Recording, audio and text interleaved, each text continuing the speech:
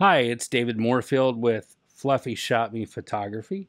And today I'm actually not going to be talking about photography, but I'm going to be talking about something that's pretty close to my heart, and that's keeping my friends safe. And recently I found out that one of my friends went to the bank, got followed home, was robbed at gunpoint. I'm sure it was terrifying. Um, I'm not going to say who it was because they would prefer that not to go out. However, um, these incidents do occur. There's a name for it. It's called jugging. And basically, there's people that are going to potentially sit in a parking lot, watch somebody come out of a bank. Usually they're working in pairs. They will pick their target, they will follow you, and then you get in your driveway or you get to where you're going and they jump out, pull a gun on you, take your money. All right. So this is, unfortunately, this is something that's been going on for a long time, and it seems to be increasing. What troubles me is I saw a news where they talked to so-called experts who said, go to a police station or a fire station if you're being followed. And I'm going to say no. I think that's very poor advice. I would never tell somebody to do that. And I'm going to tell you why. First off, that's with the assumption that you're familiar with the area and know where the nearest fire station or police station is. Well, you can just Google it. Oh, okay, sure. So I'm being followed. I'm on the phone with 911. I'm doing some evasive driving to get away from somebody and Googling the location of the nearest police or fire station. No. Okay. Um, my typical advice for any time that you're being followed is very simple. Number one, never have less than a quarter tank of gas in your car. Stay on major roads with lots of cars and make it extremely difficult for them to carry out their attack while you call 911, while you talk to the dispatcher, and they get police en route to intercept you on the move. This is, in my opinion, the best way to go. Now, for those of you who've never called 911 in a mobile situation, it is like a driving spelling bee. It's borderline. I mean, it sucks. Okay, I'm just gonna say, I saw a woman getting assaulted by a person behind her. The person got out of their car, ran up, grabbed her by the hair, pulled her head out the window, and started elbowing her in the temple. And then when the light turned green, the woman next to me took off. The woman who was beating her took off after her. And I followed, called 911, and it went something like this. Houston emergency, sir, 911, what's the state of your emergency? I said, I need police. What city, please? Houston. Hold. Oh, that's nice. All right. So then they get me on with Houston dispatch. They say, what's the location of your emergency? I'm westbound on Richmond Avenue. We just left Hillcroft. Can you spell Richmond? Yes. So I spell it. Can you spell Hillcroft? Yes. We're crossing Stony Brook. Can you please spell that? Sure. We're getting to Dunvale. Oh, God, no, you're going to make me spell that too. And then I had to spell Fondren and then Gessner. I mean, I get it. I know why they do that. But at the same time, there's a lot going on. So if you're mobile and on the phone with 911, trust me, you're not going to be looking up a police station. You drive up to a police station, half the time all the doors are locked except one entry, and there might be police behind the glass to talk to you or something. Maybe they follow you into the parking lot. You don't make it in the building. Fire stations many times are empty because they're out on a call or the doors are locked. You press the buzzer, now you're just going to get beaten down. Don't go to a police or fire station. That's like that's some of the dumbest advice I've ever run across. It just makes no sense. And it certainly will not help you if you're not from the area and don't even know where the nearest police station or fire station is. So, let's think about where can you go. Let's say you're running low on gas, you're not going to be able to drive very far, and you're going to have to stop your vehicle. Where's a good place to do that? Super Walmart. That's kind of my default go-to because everybody knows where there's Super Walmarts. I don't care if you're from the area or not. It's not hard to find, typically, unless you're out in the middle of nowhere, Texas. But Super Walmarts have lots of camera coverage in their parking lots. The whole idea is even if they bug out after they maybe follow you in, you want to get them identified. You want some kind of record of who it was that was in pursuit of you so that potentially police can follow up on that and maybe find them. So do I just pull into a Walmart parking lot and stop? No.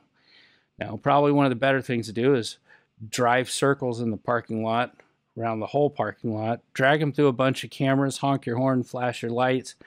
People are going to call the police and say, hey, there's some psycho in the parking lot. And they're talking about you, but that's okay. That's the idea. If you're going to run out of gas, that's cool. Drive up with your door closest to the front door of Walmart. Exit your vehicle, run inside, and yell, call the police as you keep running into the store. Don't stop at the front and talk to somebody while, if they're really intent on coming after you and they come in behind you through the door, it's time to go to Sporting Goods, grab a baseball bat, and start smacking some heads, okay?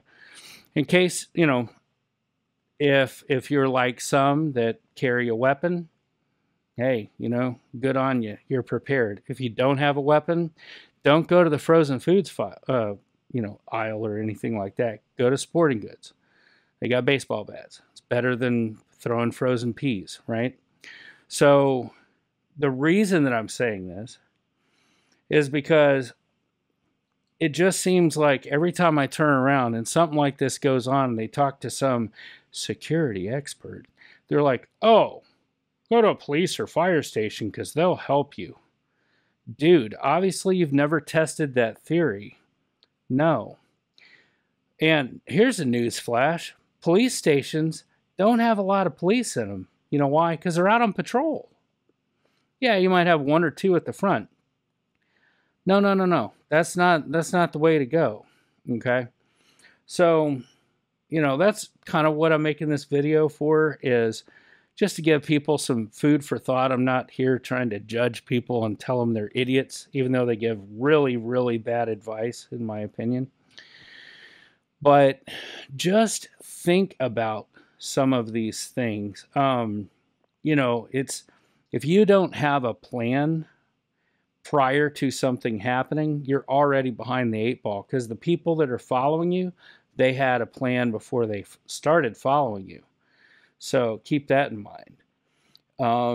There's some other things like, I've heard, if you pull up to a stop sign with your turn signal right and then you go left,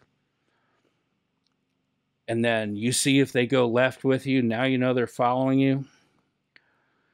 There is such a thing as staying calm, not panicking, not speeding away from them, and making it so that they don't even know that they are following you. Because once they know that that they're following you, they might break contact and move on, and they'll never get caught. So I wouldn't do that. I would, now, if you're familiar with surveillance detection runs, it's very simple. If I'm driving from A to B, I might drive in one direction and then take a right and then go a couple miles, take another right and then a left, and then another left, and kind of double back. And if that person's still behind you, sure, they're following you. That's cool. Don't take off running. You're going to put people at risk, you know? As long as they're still following you, just make your phone call. Talk to the police. Tell them where you're at. Spell everything. Like I said, it's a mobile spelling bee. But don't take off speeding. No, I mean, obviously, if they've got guns drawn, they're trying to shoot you. That's a different story. But as long as they're just following you, all right, cool. Keep it chill. Wait. See if the police can get there and interdict. Because if they can get there and pull them over, hey, you know, money says it's not their first time. They may have warrants. You know, this is one of those things that when I've talked to some of my friends about this, they're like, "Oh, well, I don't really think that would ever happen to me, you know, because like, you know, I live in a good neighborhood." Hey, guess what? Criminals go to good neighborhoods. They go to banks near good neighborhoods because that's where people have money, and that makes them a target. So, does it make it worse if you drive a brand new Mercedes? Yep. Does it maybe make it worse if you walk out of the bank with a big old money bag? Yeah, that's probably not good, you know? You know, if you're a business owner and you're making bank runs, it's probably time to call up Dunbar or Wells Fargo or one of those services to start doing a pickup. It's just not worth it. So, anyway, said my piece. Throw it out there. Y'all flame away. You know, I'd be interested in hearing your opinions.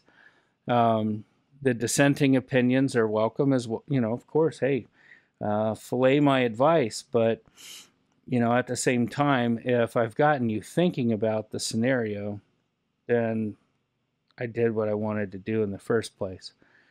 All I ask is that you think about it, you have a plan in place before somebody's following you. You actually watch behind you after you leave the bank or the ATM. You maybe take a longer route than normal. Instead of take a beeline back to your house, pull up in your driveway, and that's when you realize that two dudes with pistols are about to jump out and have a little chat with you on your driveway. That's not the time to figure things out, okay? So, hope that helps somebody, maybe get some wheels turning. And, you know, if you hear somebody give advice, like go to a police station or a fire station, flat out ask them, what do you do if you're not from the area? Why not? You know, anybody shows up at my place, I'm calling ServPro. But that's me. I'm out. Y'all have a good one.